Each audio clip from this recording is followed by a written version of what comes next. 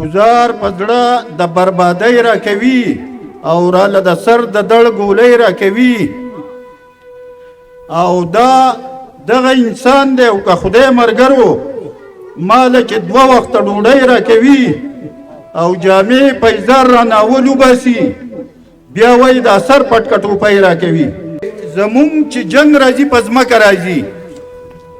زمونږ چې جنگ راځي په ځمکه راځي او د دشمنۍ نه راله کرکه راځي او دا غریبي په غریبانو باندې لکه بلا راځي شیشکه راځي، دا غریبي په غریبانو باندې لکه بلا راځي شیشکه راځي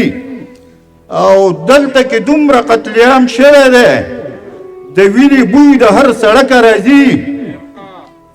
او پښتون لالی زری زری وي زما چې د کابل تر اټکه راځي او حیات واخلي هم پیسې ته واخلي دې خوا چې څوک د دې پاټکه راځي حیات واخلي هم پیسې ته واخلي او دې خوا چې څوک د دې پاټکه راځي او په واپسۍ کې د کډوالو کډې خپلو کورونو ته په ورکه راځي او دلته ملا چې هم جومات ته راځي قسم په رب کبي ټوپکه راځي او زما د مینې او د وینې خلک زما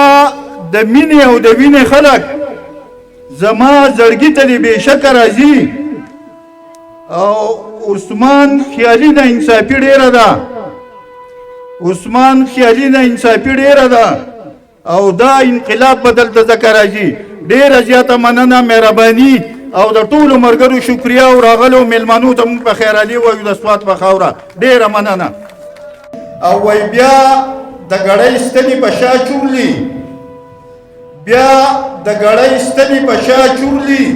او د انتظار ځمکې په ما چورلي او ویمه څوک ما او څوک دنیا ونیسئ چې زه ور چورلم که دنیا چورلي. دا یو غزل بر سره شریک کمه چې په دې لوټونو دا د چا تصویر دی،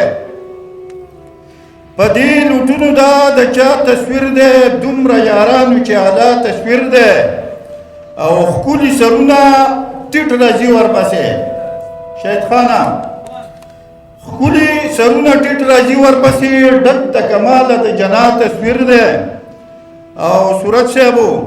دوران کورونه او معذوره خلک، دوران کورونه او معذوره خلک دا مې د ښکلې پښتونخوا تصویر دی او مولا لموړی دا مولا لموړی مسلې د مینې، مولا لموړی مسلې د مینې او مولا ته مینه د ګناه تصویر دی او په پټو سترګو پکې ژوند کومه وطن مې ټول د یو بلا تصویر دی، په پټو سترګو پکې ژوند کومه وطن مې ټول د یو بلا تصویر دی او ته دې دا زړه جانانه ولټوه زما نه ورک چېرته زما تصویر دی او دا سپین جبین او تورې زلفې د یار یو د تیارې بل د رڼا تصویر دی او دلته د کوم مین چې جیب لټوي نو خامخا ورسره ستا تصویر دی او دا د ډیرانه چې کبال ټولوي دا ماشومان مې د سبا تصویر دی، دا د ډیران نه چې کبال ټولوي دا ماشومان مې د سبا تصویر دی او دا چې د بدو نه بدرنګه ښکاري دغه د دې نظام صفا تصویر دی او عثمان خیالي تصویران ټول ښکلي دي خو د جانان مړه جدا تصویر دی.